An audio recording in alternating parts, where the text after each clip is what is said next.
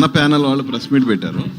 అంటే chamber elections ఎల్లుండే ఉన్నాయి కదా, సో వాళ్ళు కొన్ని ఎలిగేషన్స్ చేశారు. అంటే దాము గారు ఇన్నేళ్ళు సెక్రటరీగా ఉన్న ఛాంబర్ కోసం చేసింది ఏం లేదు, ఓన్లీ గిల్డ్ కోసం చేశారని. సో ఆ కామెంట్పై మీ వర్షన్ ఏంటి?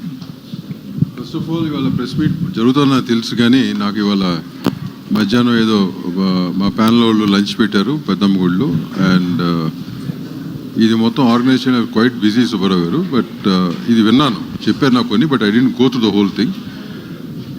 దామోదర్ ప్రసాద్ ఇన్నేళ్ళ నుంచి ఉండి ఏం చేశాడు ఏమి చేయలేదని అక్కడ అడిగిన వాళ్ళ మనకు సాక్షి, వాళ్ళని అడిగితే వాళ్ళకి తెలుస్తుంది, నంబర్ 1.